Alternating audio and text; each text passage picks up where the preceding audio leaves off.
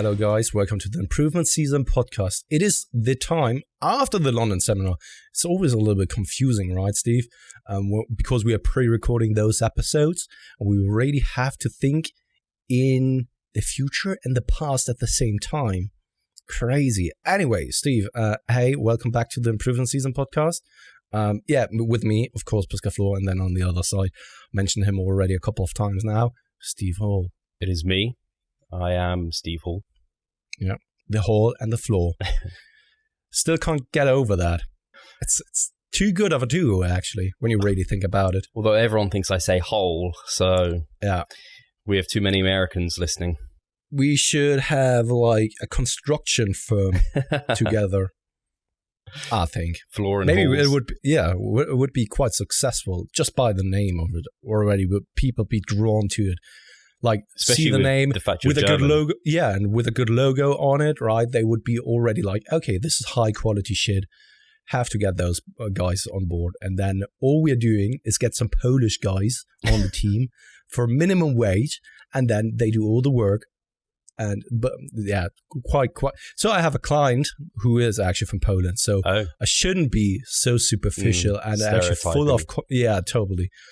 Not correct. No, politically not correct. Also, just ethically, morally, I'm just a bad human being. But let's not further talk about that, Steve. Let's talk about the previous. I think the previous week would be good to talk about, right? Well, or the future. Future, yeah. So what have you been doing on Friday, mate? So on Friday, I went for dinner, actually, with... not Mike, with Gabrielle, James, and yourself, hopefully, because I have not actually booked that dinner yet, which I need to do. So I will do it. Was it a good one? It will be good. It will be probably pizza. Do you think when it comes to pizza, right, there's just like a huge discrepancy between... so that there are two types of people, because you really do like pizza, right? This is just like your most favorite dish, isn't it? It's not my thing, yeah. Yeah. So for me, it's always like I try pizza. Of course, I mean, everyone had it since like their early days, but I don't know. I never had a pizza which was just like stunning me big time. There was this one pizza place here in Berlin with, what's it called again? Bufala, the huge mozzarella ball. Really cool pizza, also Neapolitan, of course. But still, there was always something, right? I don't know. And ordering home is a no-go, in my opinion, because it just sits in its own oil for too long, makes it not crunchy anymore. It just like drips, and it's not really a good pizza anymore. So if you are eating pizza, eat it out. But still then, I'm a little bit like, I don't know.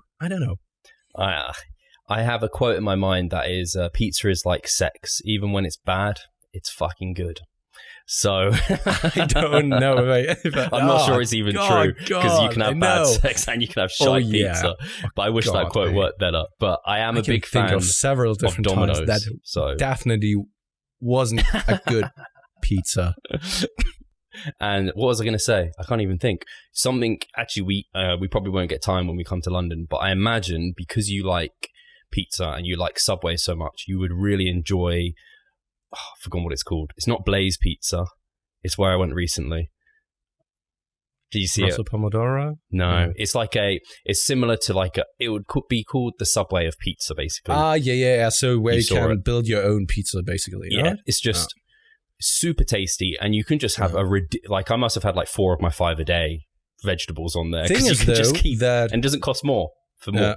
Because I'm already a little bit critical when it comes to pizza in it for itself, and I'm also under the opinion that a good quality pizza is just plain cheese. Yeah, this isn't tomato like that. sauce, and just the dough in it for itself, right?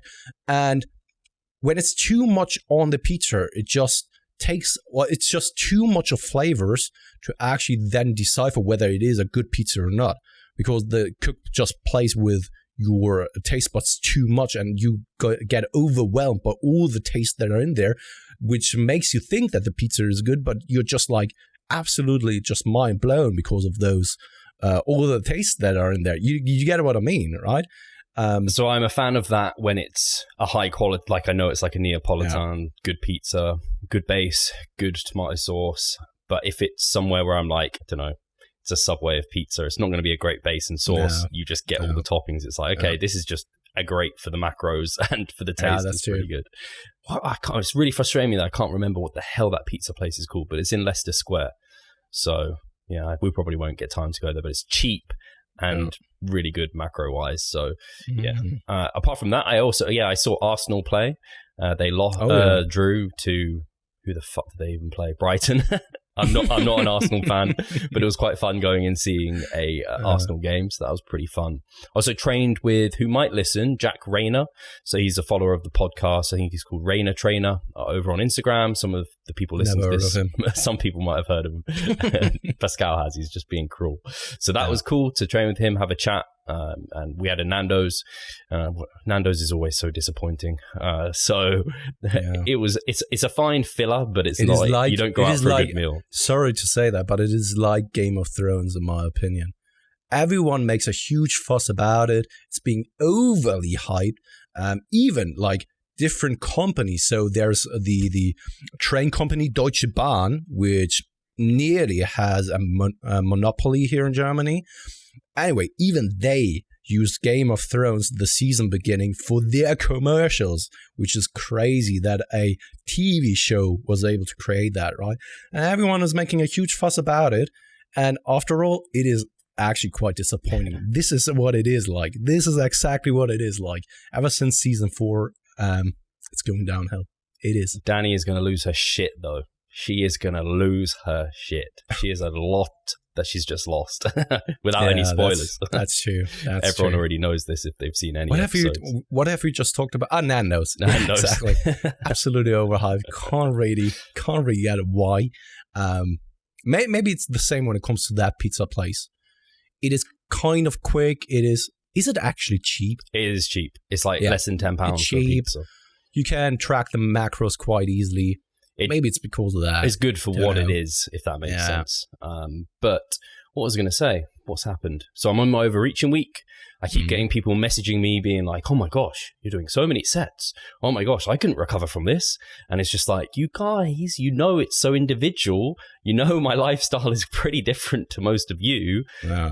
I couldn't do this if I wasn't training twice a day and kind of walked a 10-minute walk to the gym. So yeah, my overreaching week is in process. It's hard, but appropriately hard. It's not kind of like, I'm not feeling like at the end of workouts, I'm kind of dragging, if you know what I mean, like where you're just like, almost like you're feeling like you're almost depleted, like you're just like, oh my gosh, like I've wrung this out like 10 times. It's kind of like, I'm at a good point where I'm like, okay, this is a good stopper. Most sessions, I'm getting close to that 10 sets per muscle group, or slightly over for my back. Today was slightly over, which is giving me some thoughts for next mesocycle. I don't know if I want to mess around my frequency, but it's something I'm thinking about. What's your setup like at the moment? It is so for lower body, it is AM, quads, and I don't know, and PM, hamstrings and abs, calves, stuff like that. So yeah, then it's legs, push, pull, off. My first legs is AM quads, PM hamstrings. Second one is AM hamstrings, PM quads. But then in some places I dot like extra calves, extra abs, extra biceps, extra, actually not delts, but got a bit of shrugs in there. I have been messing around with a bit of forearm work this mesocycle just because I was like, why not? I've got a bit of extra time. I'm going to try and add some more. Do you think that's the next training? Yeah, forearm, it may well be, especially if I start fucking talking about it too much. I have the feeling that also ever since like Jared and Mike are talking about that a little bit more frequently, I have the feeling that more and more people are asking about that as well. So the thing is just like, imagine that, right? If you're now incorporating neck training, because Jeff Nipper was talking about that, and now someone else is also talking about forearm training, and you incorporate that as well into your routine, but at the same time, you're still doing what you've been doing before that. You're just adding now on top of it all, neck training and forearm training. Holy shit. That actually increases the total amount of volume and systemic fatigue you're creating, even though that these muscle parts are probably not really as stress-inducing. It's still a lot of additional work on top of that, right? And the question then just becomes, is it worth it, the additional work you're doing for those body parts with the systemic fatigue you're getting? So stimulus to fatigue ratio, basically. Is it really worth it? And, or I don't know, in most of the cases, I would say, like, no. If you're someone like Jared, for example, I mean, he's now really high level, has been there before, right? So I could definitely see why there may be a case for it of incorporating something like that. But he is basically now perfecting his sculpture, right? He is at the final stages of having that stature there. And it's just like shaping, forming here and there to make it now look even better, right? It's just in the final stages already. Most people aren't. I mean, I definitely am not there. So it doesn't make sense, I think, to work on these kind of things for someone like me. Probably for someone like Jared, yes, you can make a case, but yeah, I don't know. Yeah, I think a lot of the time it's time. The biggest cost is time. The systemic fatigue, if you try training your forearms, Pascal, I imagine you'll notice it's just the time. It's like the next day, you don't really, like, my forearms are fine. It's just adding that extra 5-10 minutes to an end of the session. It's like, well, could you have just put that towards more overloading, like other muscle groups? Me personally, I couldn't, because I just don't have, like, I've already done that. Whereas most people don't have the time. I think for a lot of people, time is their limiting factor for a lot of these things. So, I mean, for me at the same time right now, because Katie is pregnant, she's not really as horny, so I have to wank quite often myself. And if I were to incorporate something like forearm training, I don't know if I could pull that off still. And then I would sit there without any kind of ejaculation, and that wouldn't be good for my gains as well. I would just be, I don't know, a total mess all the time. Maybe I cut that out, or maybe not. I don't know. TMI. I'm going to give some TMI. I don't often, this is Steve's TMI, because I barely ever do this sort of thing. But doing some forearm training before bed, it's good little sleep aid. I think it's better than ashwagandha and 5-HTP, to be honest. Oh, yeah, absolutely.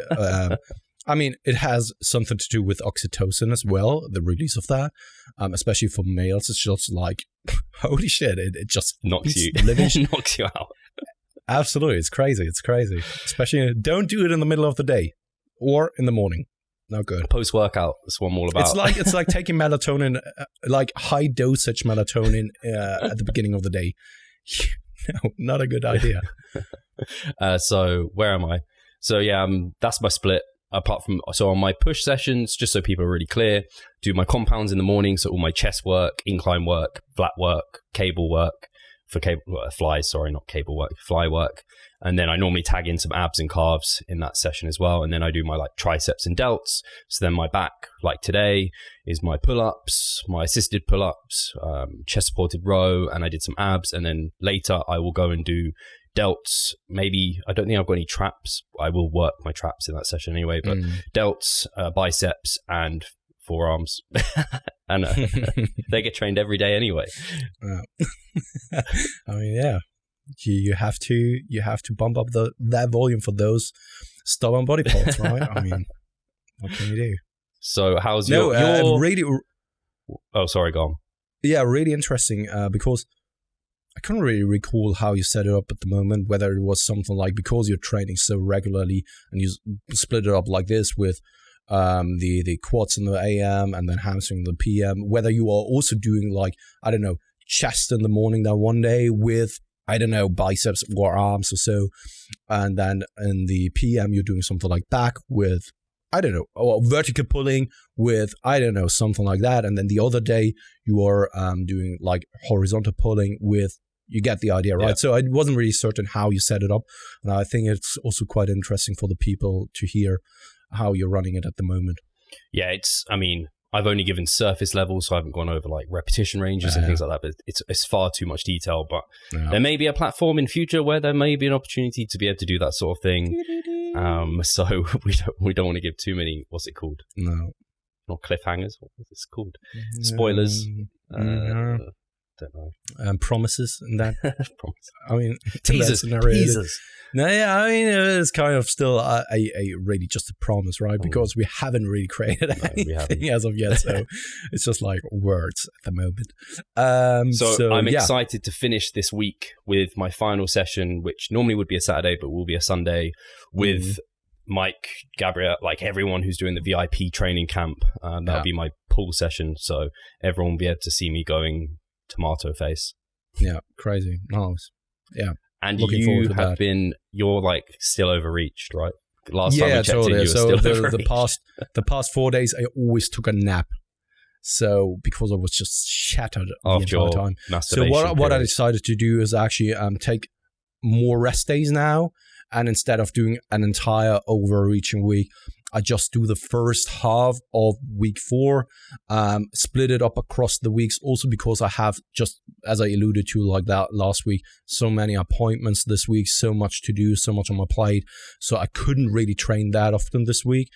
But at the same time, I wanted to really push those body parts a little bit more, which also is probably a good thing that I had a little bit more rest time between those days to really then just have the capacity of really pushing it beyond that level, because I've also explained last week that I felt already quite overreached, and you could have easily taken that deload, but at the same time, I wanted to make use of that week. So instead of just taking an entire deload, I just decided, okay, let's half the overreaching week, get somewhat both of two worlds, so enough time for all the other duties and tasks I need to do for the week, while still not deloading as of yet, but overreaching on those or in those sessions I'm doing. So I'm doing still a push, a pull, and a leg session.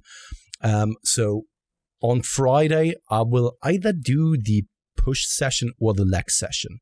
Not entirely certain yet, because on that second day, the VIP day, as I already said and mentioned last week, I don't know whether I want to train my legs on that day and just be absolutely destroyed and go to the airport and fly back home on that Monday with massive dumps. So yeah, that's basically what I've been doing this week. But I really still feel like, holy shit, it's just like hard to get into those sessions and push it there.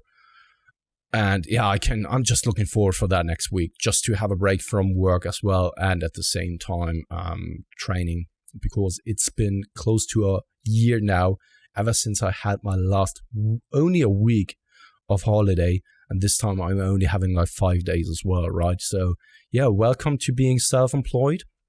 We just forget to take time off. It's just like not even a thing for us. Yeah, it's actually that. It's our own fault, actually. And yeah, Katie isn't happy about that. Yeah, Charlotte never liked this. That it took me basically a year to actually take just like 5 days for holiday. Yeah, well, what can I say? I mean, at the same time, I do love what I do.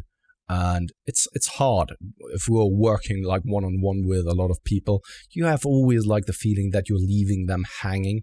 Don't know. Maybe it's just like a thing that takes time for us to get used to that feeling, and also just go through it. It's the same as it is with deloads, for example, that you have to do it every once in a while to realize that you're not losing all your gains, that it's actually beneficial, right? And that not every client is then just gone or hates you for being away. So yeah, I'm really looking forward for that next week. It's really needed, definitely. Just quickly, I've remembered what the pizza place is called, Mod Pizza. But with that out of the way, you're still maintaining weight? How's that been going? How's your kind of diet fatigue? Do you feel like that's dissipated now? Yeah, I'm already at a point where I'm just like, I could actually get back to cutting now. Okay. But I know that I won't do that. We've talked about it. So probably going into something like a gaining phase now for the...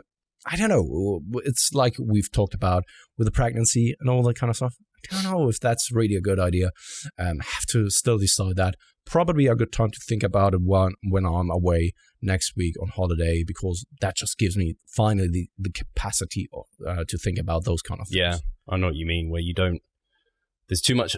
sometimes you don't want to think about those sort of things. But then when you do, it gives you new perspective. And sometimes you have to be taken away from it all to be able to have those deep thoughts. Yeah, absolutely. No, but can't say anything about that as of yet, unfortunately. That's fair. And we still have, we don't know.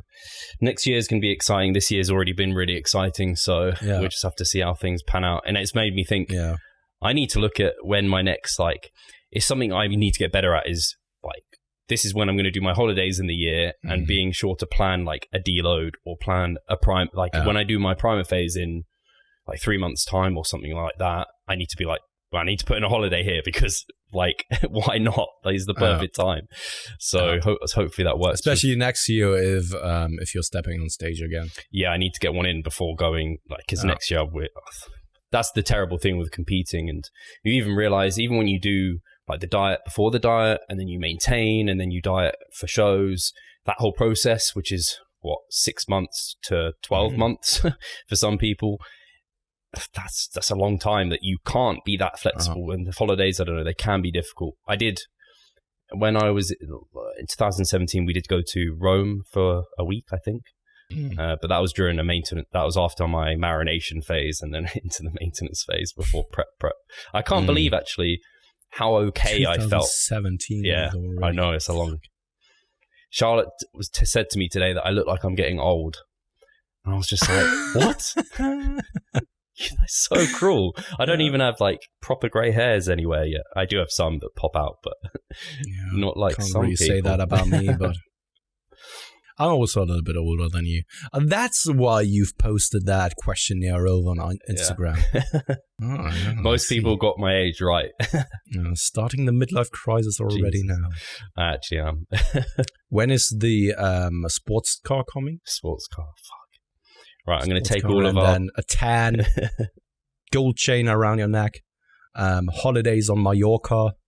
Jaguar, that's the car, isn't it? A Jag. Yeah, something like that. Yeah. Oh, God. And the next trip to Mallorca is planned already.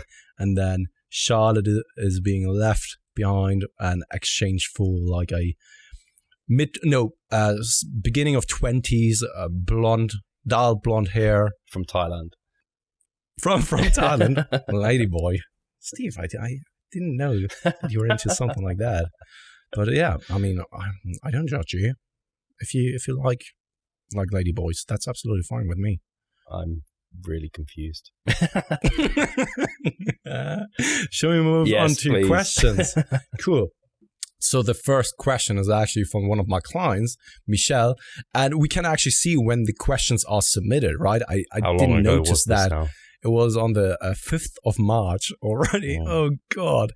Sorry, guys. We are really sorry. We are working that list off. It is right now sitting at 200 questions. So thank you very much for providing that many questions. We are now at 132. I don't know if there's a way we can... We're so sorry for that. Maybe we have to do a marathon at some point, 10-hour episode where we're just answering those questions. Or just quick fire. Anyway, one word answer. No. Yeah. Yes. So Michelle has asked, hey, Steve and Pascal, it's more towards you, Steve. I'm wondering how Steve, who by his own account is an introvert, managed to overcome the nerves of appearing on stage, especially for the first time. This is something that I aspire to, but thought is quite a daunting one, and I know I'll be super nervous. Any thoughts or tips? Yeah, it can be actually quite a short answer, I think. He's completely right. I am an introvert. I do very well with... Sorry? She. Oh, sorry, Michelle. I never know if Michelle's a man or a woman now, actually. There's so many men who are called Michelle that I find. Yeah, that's true. But yeah, typically it is a woman. What am I on about? I think I have a person in my head who it's not. Anyway, so I am definitely an introvert. I do well. I don't need to go into this. With stage, honestly, it's something you think is going to be really, really daunting. You think is going to be super stressful, but it's not. You don't even really think about the fact loads of people are looking at you and you're almost completely naked, because you're thinking about your posing, you're thinking about the bright lights in your eyes, you're thinking about what the judge is thinking or where are you looking. You've got so much on your mind. There's so many other things and senses going on that are taking over the thought of, oh my gosh, I'm in front of people, that you don't even have to think about it. It's it's funny because I would do something like drama or talking in front of just people in general. Like Pascal can even say this, like when I did present, I get like a rash, I get really nervous, and it's difficult for me. But that's because all eyes are on me, I think. Whereas when you're actually just in front of people and like there's a row of you, you're all just practicing, you're doing your posing, it's totally not kind of stressful and it's not scary.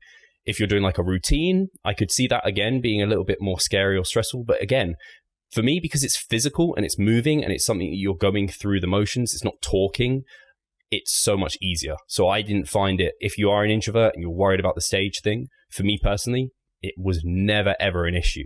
I don't even think about it now. So when I go on stage, it's not even like I'm going through the motions or my posing routine, and I'm being judged. I don't even think about all the people looking at me. So I think it's something that if you're worried about it and it's stopping you thinking about competing, I just wouldn't even like it. It's something, as soon as you do it once, you'll be like, oh yeah, that's really not that bad, because I've got way too much other things I'm thinking about than being worried that people are looking at me. Oh, cool answer. So moving on to Teddy. Just watched the Ronnie Coleman documentary. Can Revive Stronger, build a time machine, and make sure he remains injury-free. I was in awe and saddened at the same time while watching it. What a phenomenon. Thanks for all the great content. You guys are the best. I'm forever grateful for all you have taught me through your podcast. Thanks again, and all the best. Teddy, thank you very much for the kind words. If we can build a time machine, seems like in Endgame, it's not really a big deal because Tony Stark came up with the concept in 5 minutes. Give it a ring. Shouldn't really be too hard, and just throw in something with quantum physics, and it should be so easy to create one. So if we do that, or when we are doing that, sure, we can go back, keep him injury free. He's a good dude. I love him. He's really, he seems as if he's such a good dude. Like when I watched that documentary, I was like close to tears actually, because he's just like, I don't know what it is about him. Maybe it is, he seems a little bit naive and all that kind of stuff. And this is just like, oh, Ronnie, I just want to hug you. You're just such a good guy, mate. Ronnie. This is the way how I feel about him. But at the same time, he's just like insanely impressive.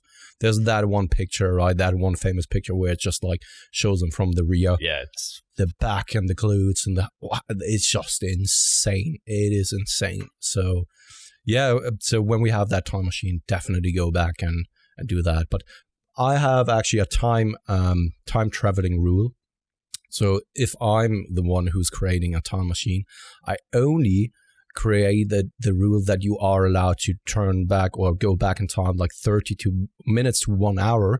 And that is only allowed when the meal you've eaten was actually shitty and you are regretting having eaten that meal and you want to have a refund in regards to your macros. But the thing is then, when you're traveling back in time, right, it doesn't mean that you haven't eaten that meal. You are just telling your past self then that you shouldn't eat that meal, but you should pick another meal. So yeah, maybe, I don't know. What then happens to the future you? Is it like an Back to the Future that it automatically affects then you in the future? I don't know. Depends how many alternate realities there are. Exactly. Exactly. Quantum physics. Thank you, Teddy. My sentiments are the same as Pascal's. Yeah. So, Ray Tang, another client of mine. Mate, I have so many clients. You're not answering their questions. This is why. No, exactly. I'm not coaching them. They feel the need to actually deliver all the questions here. Have you discovered some people respond much better to lower volumes with higher intensities versus the wide range of hypertrophy phases, metabolite, hypertrophy block, power block? If you have, how long does it take for you to determine that, and what changes you made to their overall programming? So in my opinion, I always was under the impression that some people respond better to higher intensities than to higher volume. But actually, my views on it have changed, because I just think that the ones who responded better to higher intensities were just the ones who were able to recover better from those higher intensities, who probably also had a better technique at the same time, which were then more able to get away with those higher intensities because they weren't as strenuous on their system, on their joints, tendons, ligaments. Because when we know one thing that is for sure is the higher the intensity, the higher the likelihood of you getting injured along the way when it comes to joints, tendons, ligaments, especially when we're talking about like close to 1 rep maxes in comparison to a 10 rep max. The 1 rep max has just a higher likelihood of you getting injured and also being much, much harder on your joints, tendons, ligaments, all that kind of stuff, right?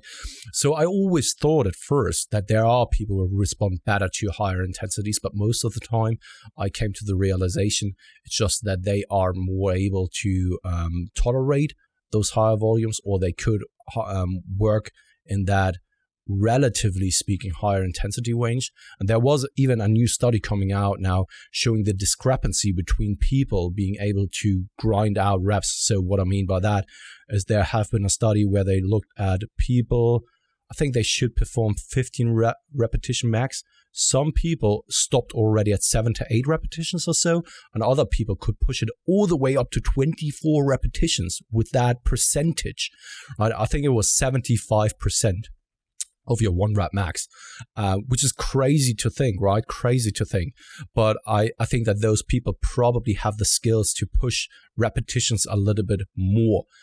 However, when it then comes to what we know so far is when a minimum threshold of intensity is met, that volume probably becomes one of the key drivers, if not the key driver of hypertrophy, then I think it only makes sense that when you keep all the things the same, that they will probably respond as well as others do, or when they were to compare themselves with another, they would probably still respond better to a higher, relatively higher volume approach.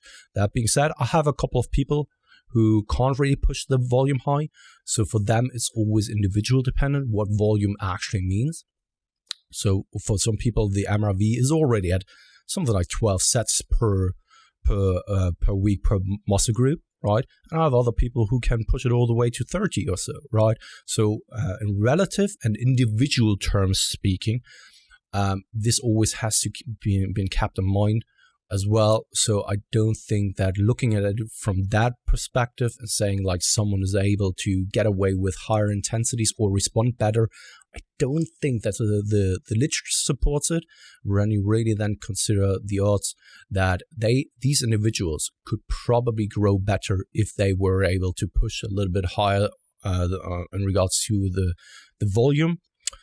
And maybe even if they push too hard on the intensity side of things, when they were to reduce that and push up the volume, I would even assume that they see better gains as well. But of course, there's probably the theory that there is a point of diminishing returns, where that is still unclear and has to be found out for each and every individual for themselves.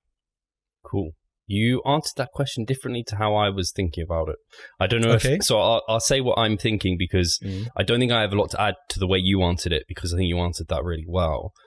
I was more so thinking whether he was asking, does someone kind of respond better to like the 5 to 10 repetition range, then like the 10 to 20, and then the 20 to 30?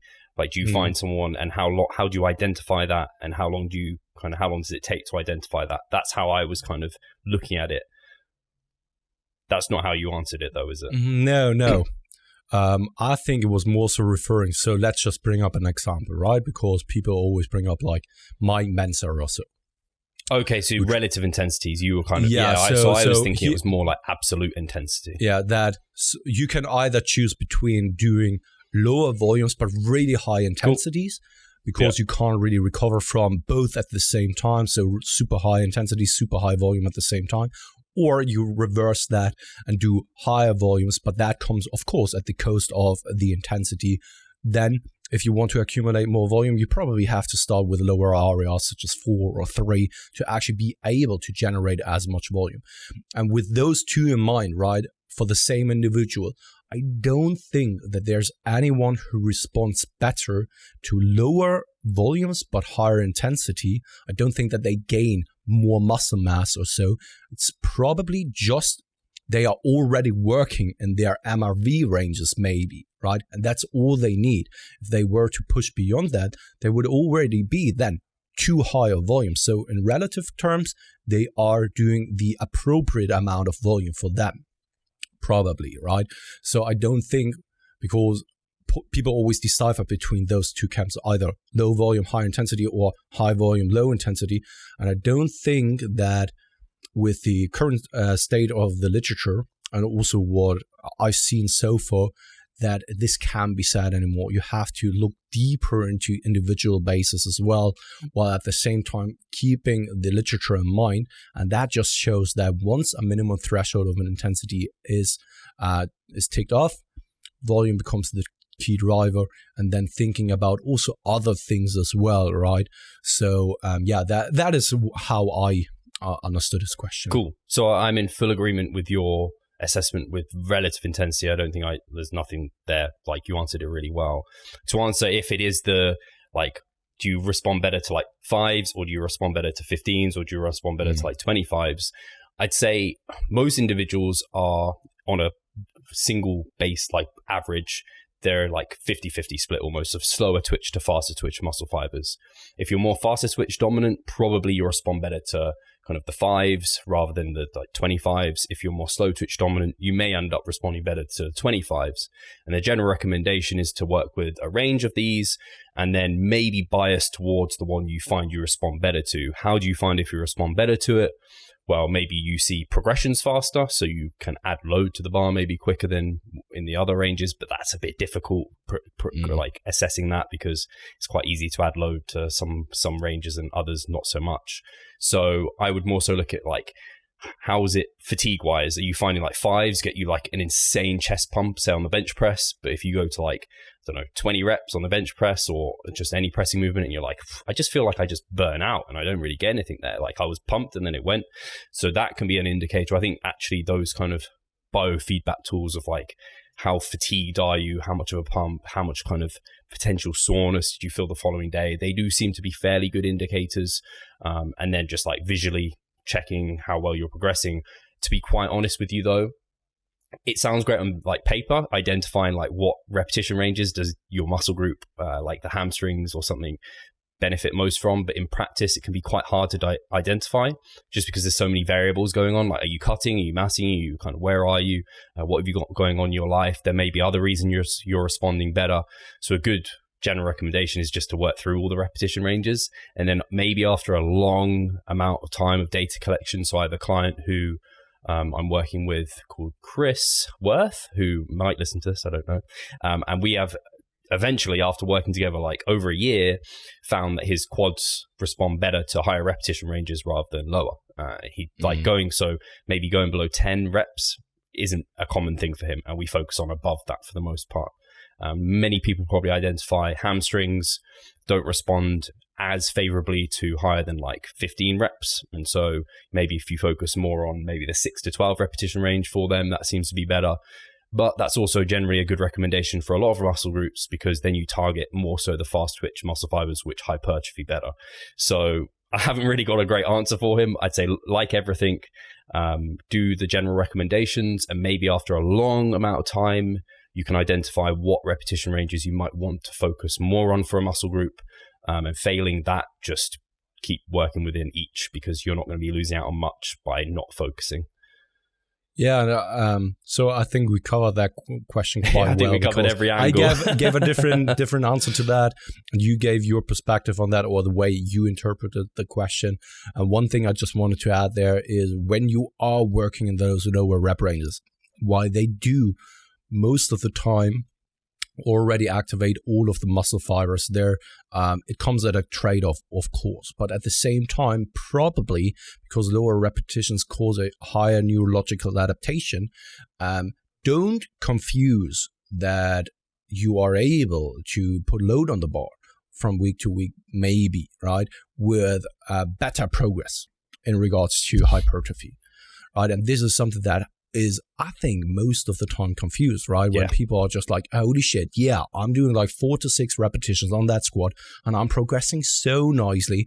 And at the end, probably they could have gotten the same hypertrophy with a less invasive exercise, with a less invasive and fatiguing rep range from a different exercise, such as hack squats or so, or maybe even a better response.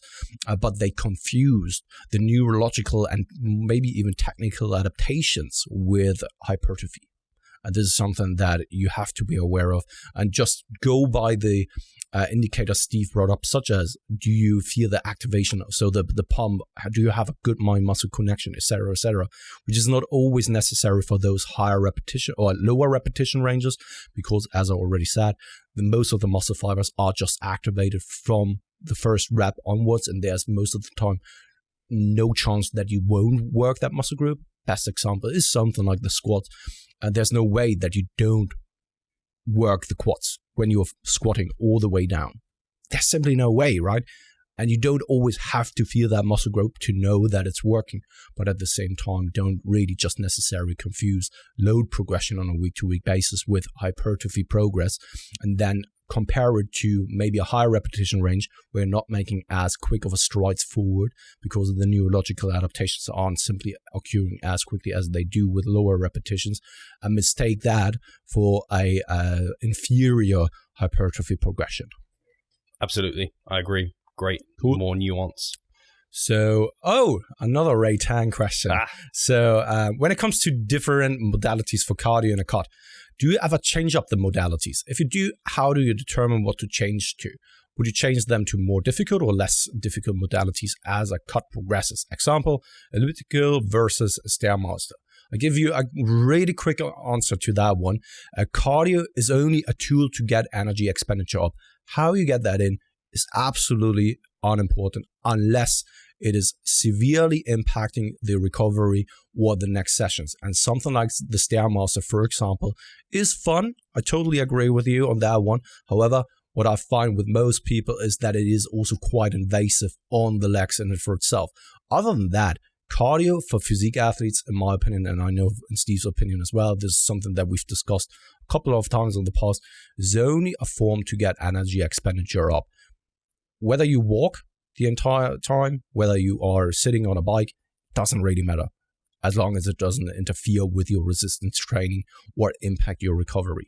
Yeah, I completely agree. The analogy I like is it's like turning your car on and not driving. You're just burning energy, just wasting energy. That's the only thing I see it for. And you should, like you said, try and take away from your training as little as possible.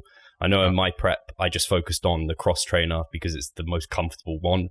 The only thing I found is, and I didn't even do that much cardio, and some people who have to do tons of cardio might find this, is because if you use the same piece of equipment, you repeatedly hit the same joints, you might have to find like moving to something else.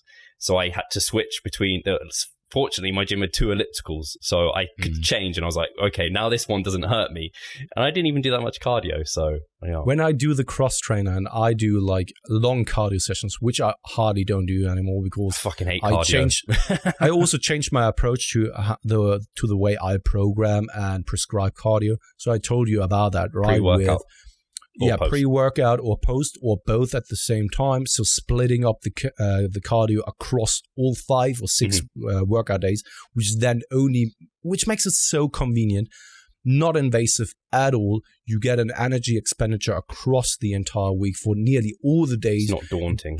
You're not taking away an additional rest day, etc., etc. It just makes so much more sense for me. Also, with keeping in mind why you're doing the cardio, it's not to improve cardiovascular work or something like that. So long sessions, why would you do long cardio sessions, right? Unless it's really necessary. But when I did that in the past, like 40-minute sessions or so, my feet got numb. I don't know why, but it was always just happening on the cross trainer. And when I got off it, it was just like, holy shit, what is going on? That's when you know it's a bit much. As long as that's not taking away from, I suppose, numb feet. As long as they weren't injured feet.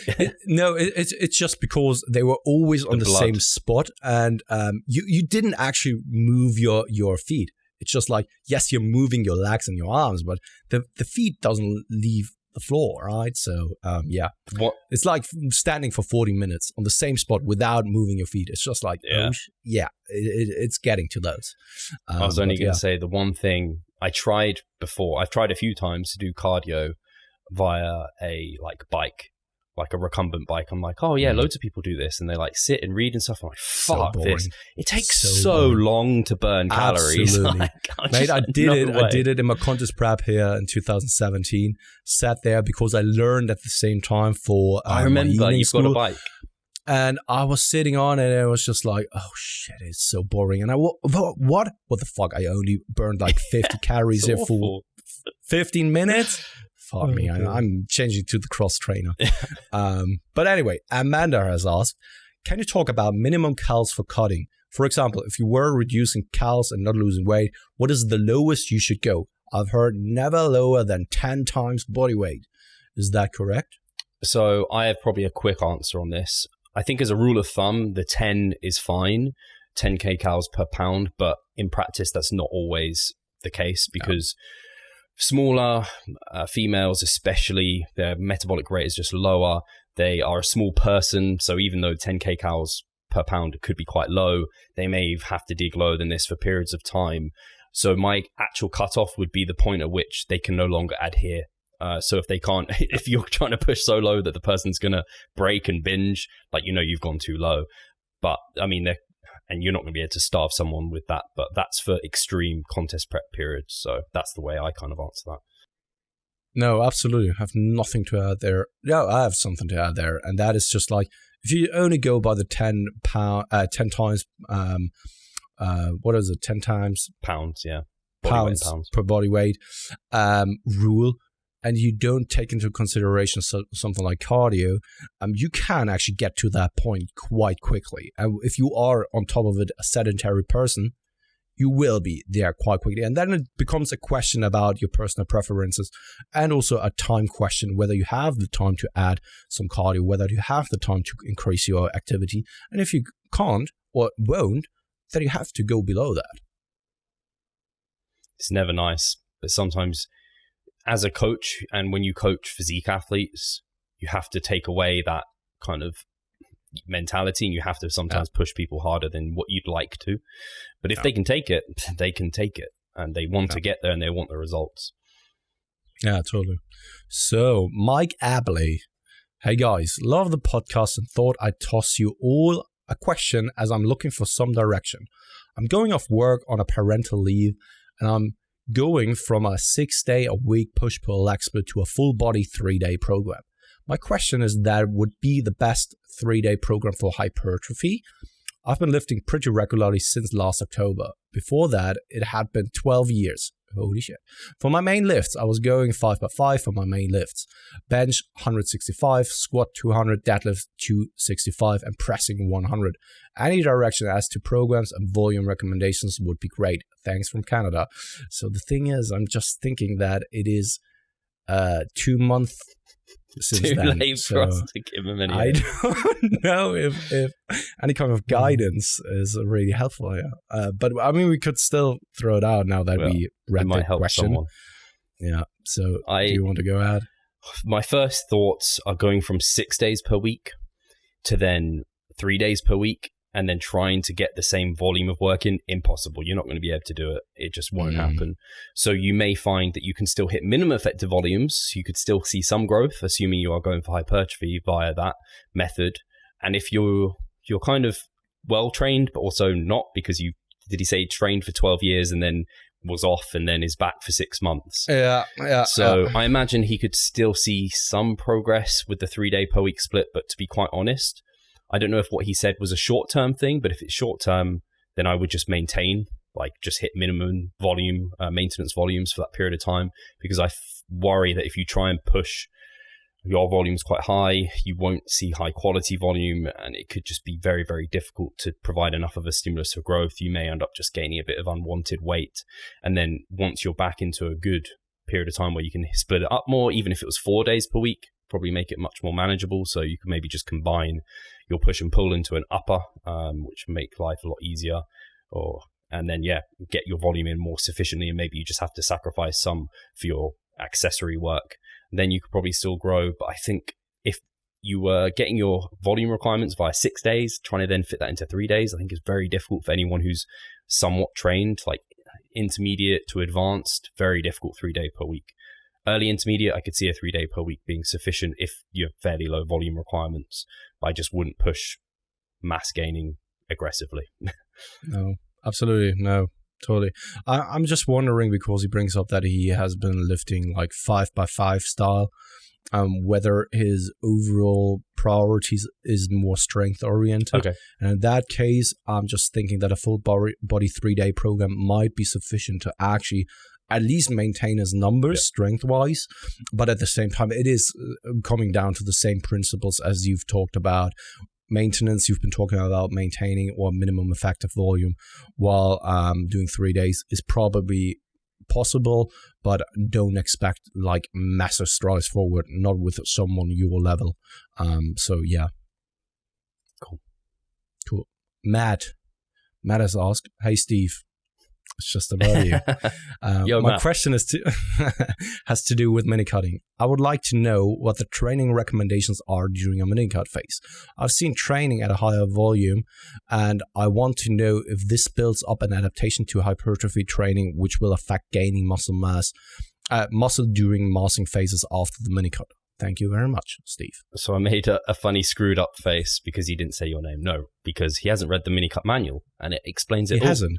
Yeah. So I would just refer him to the mini cut manual, and that will actually answer his question better than what I would hear. So yeah, I mean, first and foremost, check out our article about the mini cuts over on Revive Stronger.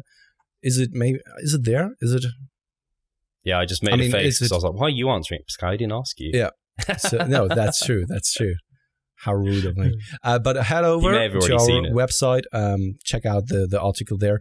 And if that's not enough for you, if that's not satisfying, we even have the link to our friends from RP in there for the book. Yeah, this is how good we are with each other. Friends will be friends, right? And we do good things for them. They do good things for us. So why not refer them out to those? So yeah, you can then check the mini cut manual out after reading the article if you're not satisfied with what you are seeing there. And just in short, I wouldn't train with high volume. I wouldn't train with super low volume. Minimum effective volume is the recommendation, but read the article and then potentially purchase the whole book if you want more depth. Yeah. So Oizen, how was he pronounced again? He said it at some point. Oh, did he? Yeah, I think so. But Oizen was seen. I don't know. Like hoisin sauce. Yeah, I don't know. I've been listening to Alberto Nunez. Oh, God, let's stop here already. Oh, don't listen to Nunez. God damn. Talk about Mar reps recently, 2 months ago. They almost seem too good to be true. Recently. Would love to hear you guys discuss if the stimulus to fatigue ratio is much worse than straight sets, and would the stimulus of one activation set followed by 3 clusters really be equivalent to 4 sets? Cheers. So we had a whole episode on my, not a whole episode, but we did a episode on my reps before, didn't we? Yeah. So yeah, also actually talking about Alberto Nunez, because he brought up the Mar reps things, which was a thing like already 3 years ago when Borge actually brought out the first time, something like that. So yeah, I would just recommend listening to that episode. I think it's even called it is like Mar reps. Yeah, with Mar reps, and also Alberto is in the thumbnail, so you should be able to find that quite quickly. And we'll so moving on to Guy Almok. Hey, Steve and Pascal. There he is. Thanks so much for your content. My question is, I've been lifting consistently for 3 years, then took 6 months off the gym. Are the chances to experience body recomp like a beginner greater now because of it? Or the body still remembers the training experience regardless? This is a quick one. Yes. Yeah, I think so too. I mean, the thing is that sure, you will probably not see like newbie gains now. It's not that as if the body has never worked out or trained before in your entire life, but you had like 3 years of lifting under your belt. If that was really like proper 3 years of lifting and you gained a significant amount of muscle mass, probably you will see quite a huge rebound in the first initial weeks. So yeah. Yeah, we had a cool episode with Alex KT. He has a horrible last name to pronounce, so he does call himself Alex KT, but he talked about Kolyari Turner. Yeah, something I like think that. it was. So he talked about muscle memory in the context of like steroid usage and things, but it very much applies to this case. I think it's pretty well evident to this point where if you've kind of, the myonuclei have donated their nucleus to the muscle, then it can like shrink, but it can quickly hypertrophy again. That's kind of the very basic rule of thumb, but I only agree with Pascal. I've just recently read an interesting article about sarcoplasmic hypertrophy and myofibrillar hypertrophy, and it just opened up so many more questions for me. Getting confusing, isn't it? No, it's not really. It was pretty straightforward, but the question is then just like, okay, when it comes to sarcoplasmic hypertrophy, how do we, if we are not in a lab setting, right, how do we really determine whether we are having myofibrillar hypertrophy or if we are just like having kind of cell swelling all the time, right? And it was just like opening up so many interesting questions for me personally, which I would like to have answered in the future. It was just super interesting. Just wanted to bring that up because every once in a while we are also seeing things that just throw off so many more questions for us, and which could also just open up so much more insight and also contradict so many things that you've thought were the truth before, especially in that scenario, on the way you train, etc., etc. But anyway, Full as Muffins, our man, has asked, hey guys, vertical versus horizontal pulling for lats. What's your thought on that? Are all horizontal rows inferior for lats? How much vertical pulls are better for lats in your opinion? Thanks. So just to make it also here rather quick, it's as if we were rushing through, but that's not intended. But in my opinion, when it comes to vertical versus horizontal pulling, in the end, the back is so complex that it also depends on the in the form you are doing the pulls, right? You can do lat pull downs quite differently, more so hitting the lats quite hard, or hitting more so the upper portion of your back, such as the rhomboids, more so also traps, stuff like that, right? So what is inferior, what's superior? It also depends, as I just pointed out, depends on how you execute them, your build. But is one better than the other? I don't think they are. I think it is good to have both in there. To what extent also depends on your goals, on your overall development. But I think that something like 2/3 to 1/3 ratio is a good thing. So 1/3 vertical pulling to 2/3 horizontal pulling, in my opinion, is a good thing. But you can easily do it 50-50 or switch it around at times if that's what you fancy. Yeah, I think it's a question of, I don't know, if you love chocolate and vanilla ice cream, why not have both? And if you want to have more for a period of time, sure, but you probably don't want to get rid of both because both will impact your enjoyment of the ice cream at some extent. Just like horizontal pulling, it doesn't solely not hit the lats at all. It will engage some of the lat musculature, and you won't get a fully developed back and lats just via vertical pulling. So I completely agree. You want to use an element of both. If you want to focus maybe more on back width, I think there could be an argument for more focused vertical pulling, maybe just putting those before your horizontal pulling. But I think both are quite important for a complete back. And especially because the lats, people think about the lats as being quite a small, like isolated area. It's like, well, they span the fucking huge area of the back. So yeah, definitely use some variety within your back Funny training. thing is that when it comes to the back width and back thickness, it's just like, I'm always cringing a little bit when people are then bringing up certain exercises, because I think it highly depends on the way you pull. For example, when I'm doing one arm machine rows, right? So you're sitting upright, have that pad on your chest, and you could easily do that with a pronated grip. You can do a hammer grip, for example, right? Or you could even do a supinated grip. So what I most of the time prefer is a hammer grip, and I do them unilaterally, so just one arm at a time. When I then bend over just slightly to the side I'm working on, right, it just hits the side of my lats to an extent that no other exercise can do. And when you then bring up something like, okay, horizontal pulls are mostly for the back thickness. Sorry, but this horizontal pull hits the side of my lats as no other exercise does, right? So I'm always like, does it give you the back thickness?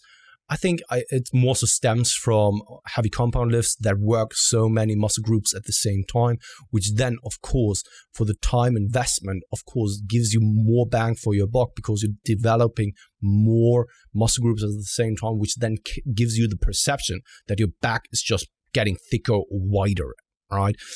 Whereas something like the lat pull down, I don't think that it gives you as much as something like bent over rows, for example, at least for many, many people.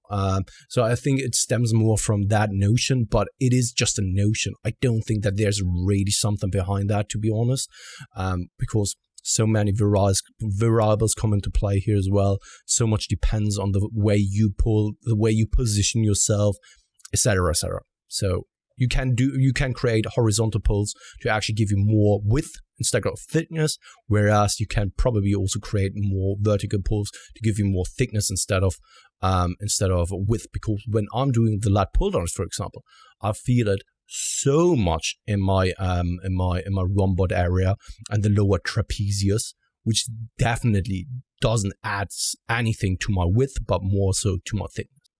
Cool. Yeah. I think grip position makes a huge, I think if there was any take home from back training is like use a good amount of variety because it's quite a complex muscle group. And like Pascal said, actually play with different grips, see what works your back better. Because just as an example, Harry, shout out to Harry, my client, he's always had a bit of struggle to feel his lats working, and he went to wide grip pull-ups, and he's like, I've never had that mind muscle connection. And for me, it's just taken years to develop any sort of mind muscle connection. Now almost any pulling movement I kind of feel I can get connected with my back. So it's absolutely the same. back's just absolutely a difficult muscle group sometimes. I don't know any Harry, just on the side now. Thor, the king, moving, not the king. Yeah, don't know. Never heard of God. Him. He's too handsome, so I don't know him.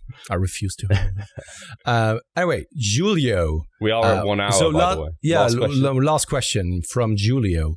What is your approach when working with a new client who wants to lose weight, fat, who has been consuming way less calories than a normal deficit, and with respect to his BMR, and says his weight has stalled? Example, consuming 1,500 calories when you would have recommended 2,000 calories, yet he has stalled.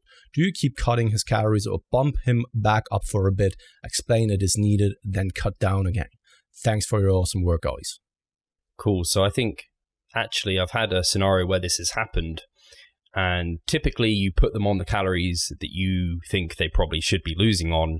And typically they eat those calories and they lose weight, because 9 times out of 10, I'll tell you that person is not adhering. They are not adhering to that calories that they think they are, and they think they're stalled. So 9 times out of 10, that is the case. Now, if you do that, and that would be my go-to, if you do that and they start not losing, then you need to have proper discussions with them, see what's going on, and you probably need to go for about a maintenance. But I've had that so many times where a person's like, yeah, I'm stalled on this many calories. It's like when you actually get them to track everything, to adhere, because they're checking into a coach, they're paying money, they start losing, and they're like, actually, you know what, Steve? I don't think I was eating that low of calories. Certainly wasn't consistently eating that. So funny enough, I just recently had something like that as well. So not with one of my clients, but one of my clients actually asked me for my advice. He has a female athlete who was saying that she's consuming what was it? She was supposed to consume a certain amount of calories. I can't really recall the exact amount. I think it was 1,200 or 10 or 1,000 calories or so super low already. I asked him okay, what's her size? How tall is she? How active is she? Etc., etc. And basically, he came back, giving me all that information. I was then going back, asking some further questions, because it could always be the case, right? It's like what I said here earlier in this podcast, that with the 10 times body weight rule, if you're really super sedentary, not active at all, could very well be that you have to really, really lower the calories. But most of the time, no one is that sedentary and no one needs to go that low. So in that case, I basically at some point said okay, this is what I think. She's not adhering. She's not tracking all the macros. you have to sit down with her, chat about everything, and also come up with a strategy how to track everything, basically everything, right? And if she is doing that and she's still not losing, then what I would recommend you doing, and that is a little bit outside of your scope of practice. So when you're not a nutritionist, you're not really allowed to give out meal plans. But for a week, you can say like, okay, this is what I want you to consume for the next week. Don't deviate from that. Don't add anything on top of that. And this is a meal plan that you've created in regards to the calories so that you can control every variable, right? And then you have the control over how many calories he truly consumed, and she will notice when she deviated and added something on top of it, right? And you can notice that as well. So if he's then still not losing weight, then I'm already close to not being able to help that individual unless he can really 100% say for sure that he tracked everything, that he committed 100%. And then you need to think about certain other strategies, and maybe reversing might be one of those.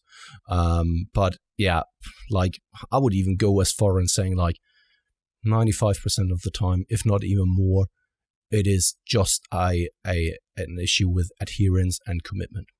Yeah, I'd agree. And I think an easy get around the diet plan thing, potentially get them, like set the macros and get them to create one and then be like, now just follow that. Yeah, totally. I have before asked clients to take photos of everything they've eaten and send it to me and send the macros. That's a palaver, but that can sometimes really help people be adherent. And then the only other thing I'd say in addition is if you're finding all this is failing, something I would ask at the get-go as well is like just general diet fatigue questions, like how's your energy levels? How's your hunger? How's your mood? If they're showing lots of signs of like, okay, they're chronically dieted, it may just be a case of they just need to take a break and potentially reverse, which I think we've talked about before as well, how you might go about that. And find out whether they have one fuck it day. Because it could very well be that individual is adhering 100% for 6 days out of the week. They give you the impression that they do everything they do, right? And they perceive it themselves as if they do. And then there's that one day on the weekend where they just absolutely go off track, consume 10,000 calories.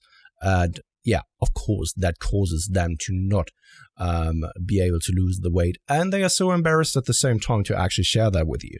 So yeah, that may be a possibility as well. Yeah, fantastic. Cool. Yeah, so London seminar is over. It is over. So, I'm so sad, but we do have another one coming, which I think we spoke about last time. It was so good. It was so good. Goddamn. Pre-sale for next year. Tickets below. Yeah. Actually, we won't have footage to sell yet, but probably pre-sale pretty soon. So keep your eyes peeled. Yeah, absolutely. If you're interested in that. We have professionally recorded like we did last time, but probably even, I don't know, actually. I hope the quality will be as good, if not better, than last time. Yeah, we will see. Maybe it's even worse. We can't promise yet. Filmed it on my phone. Yeah. No, yeah, keep your eyes peeled for the pre-sale going live. Should be in a couple of days or already now. That's always the problem with recording something for the future. You never know what's about to happen. No. Maybe you will never see this video because the world has ended. Holy shit. But the internet is still there. Aliens. Anyway, let's end it here. Otherwise, we just stir up some controversial. What's it called again? Theories. What's it called again? Conspiracy theories. And that's not what we want to do. No. Illuminati. Cheers, guys. Auf Wiedersehen. You always with Auf Wiedersehen.